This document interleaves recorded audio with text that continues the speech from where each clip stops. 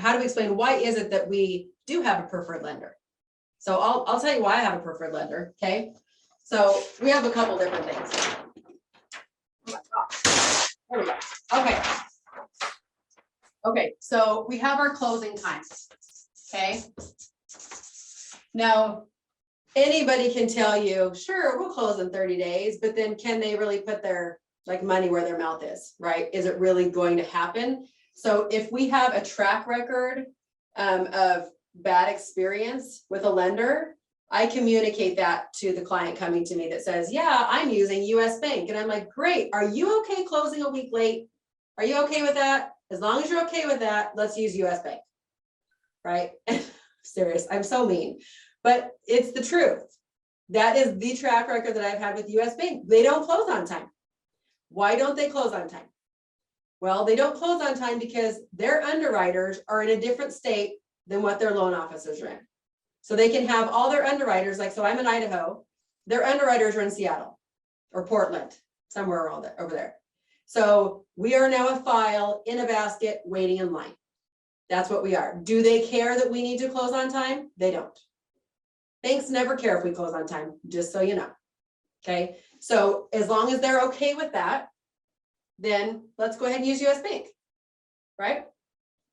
Okay, so we have our closing time. We do have our rates. Okay, now let me tell you something about rate though. So we have our rate and we have our closing costs. I just had this with a client yesterday. So he's sending me, hey, I could use, could have been Rocket Mortgage. It was something like that. And he's like, I could go with it. Oh, it's a bank. I could use this bank, but their closing costs are only $2,000. Or if I'm using Whitney, who's the lender that I use, he's like, the closing costs are $8,000 or $7,000. He's like, so what's like, why wouldn't I use the bank? I said, what's your interest rate? I don't know. Okay, so here's the difference. So Whitney's closing costs were $7,000, but her rate was 3.5%. The other guy had $2,000 closing costs, and it was 3.65.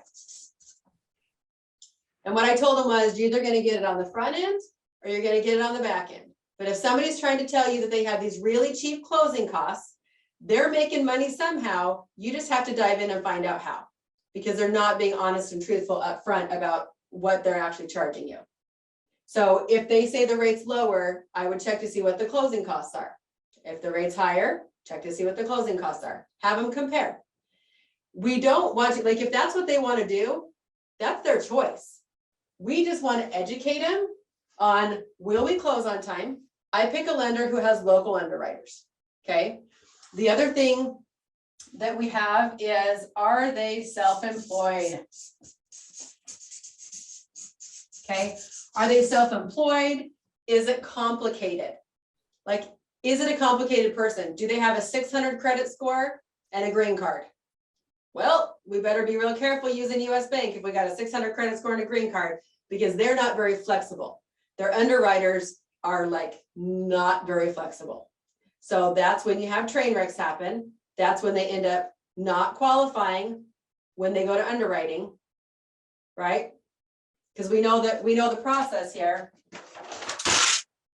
And I always give the dumbed down version, and my lender gives us the real version.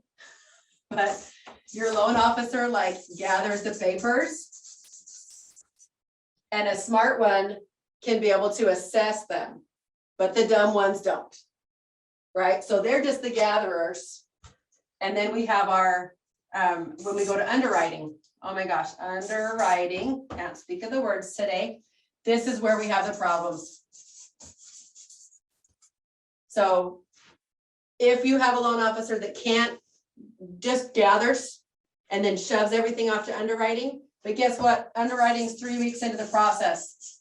So now we've already been 3 weeks into the contract. We've done all our inspections. We think we're closing next week. Everybody's scheduled the movers, and then crap hits the fan because, oh, magically you're not qualified. This is why I don't use banks. Because sorry, they just no good track record with the banks.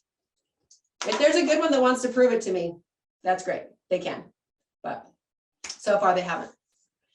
So I would check with anyone who comes with a lender. I just always say, do you know where their underwriters are located? Are they local? Are they out of state? If they're out of state, it's a good possibility we may not close on time. Now, and that doesn't go for every single lender. Some of them can have out of state underwriters, and they still do a great job and they still close on time. So I just warn them a little bit. And the longer you do this, the more you'll have under your belt. The more you're going to know like which ones are good, which ones are not good, which ones I will never use again, which ones I won't take an offer from. If somebody comes to me with an offer and it is from a lender where I'm like, heck no, train wreck, and I will ask specifically, is your client self-employed? Because self-employed can get complicated. If they're self-employed, they better be with a really good lender, so I know we're not going to have a problem. So that's kind of how I vet them. So it's good. We just have to make sure that we're coming from a place of education to the clients, not opinion.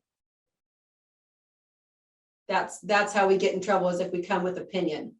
But if it's education, then we don't get in trouble for that.